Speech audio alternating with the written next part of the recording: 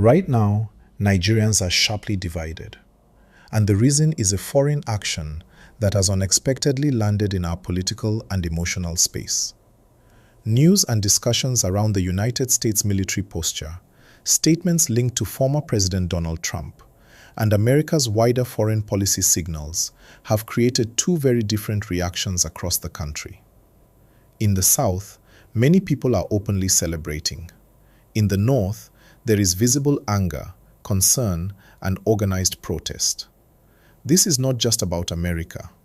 This is about how Nigerians see power, security, dignity, and global influence. Before we go deep, please like this video and subscribe to the channel so you do not miss any important updates. Your support helps this channel grow, and it allows us to keep bringing you clear and balanced stories. Please like and subscribe now. The conversation started when reports and public debates began to spread about the role of the US military in Africa, its stance on Nigeria, and political statements associated with Donald Trump and his allies.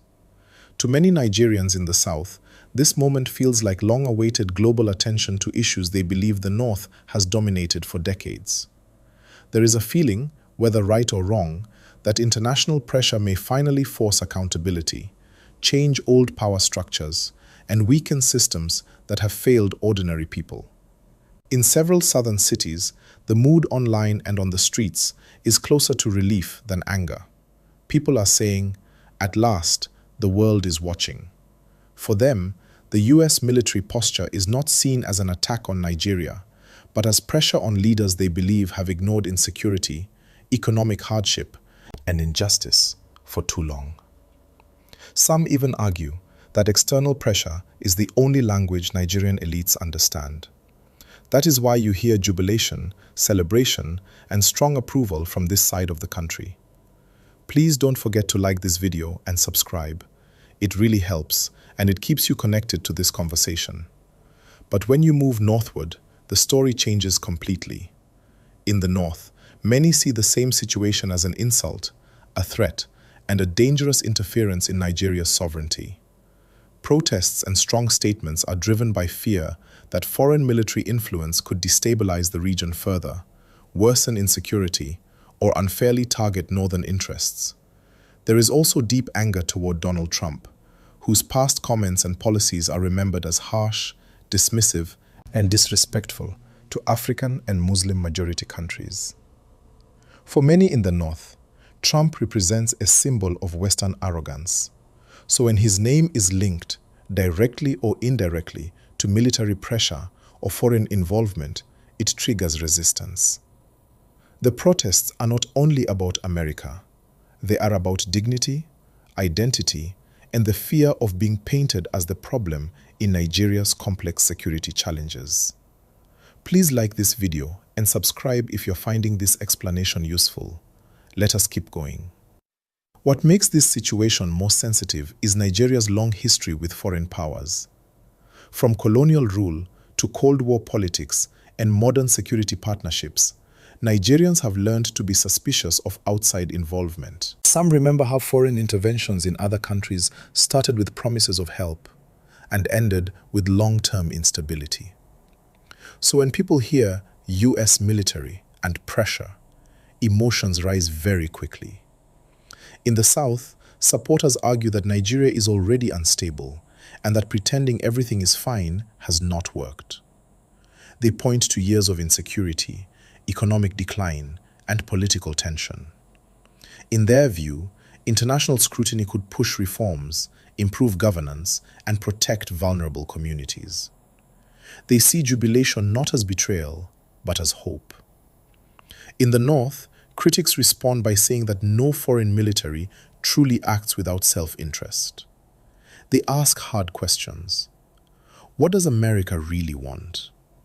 Is this about security, resources, influence, or global politics? They warn that cheering foreign pressure today could lead to regret tomorrow.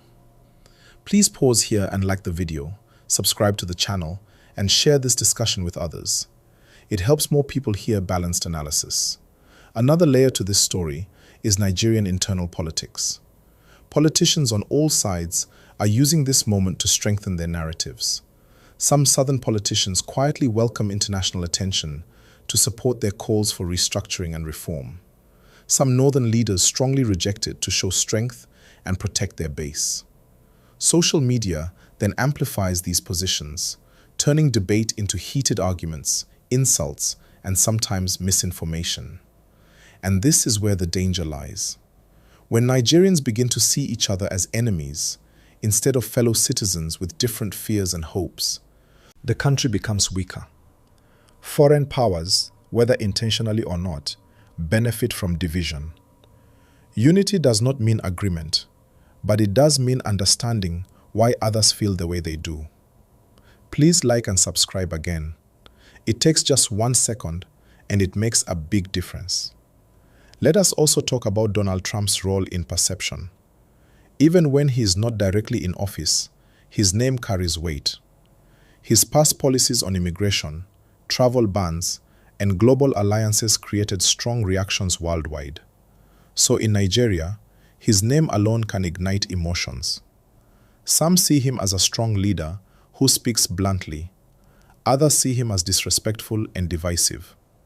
Linking his name to US military actions automatically polarizes opinions further. For ordinary Nigerians watching this unfold, the big question is simple. How does this affect my life? Will it improve security? Will it bring economic relief? Or will it create more tension and uncertainty? These are valid questions, and they deserve honest answers, not propaganda from any side. Please remember to like this video and subscribe before we continue. At this point in the story, emotions are still high, narratives are still forming, and the full impact is not yet clear. What is clear is that Nigeria is once again at a crossroads where external pressure meets internal division. How leaders respond, how citizens communicate, and how media tells the story will shape what comes next. I am going to pause here for now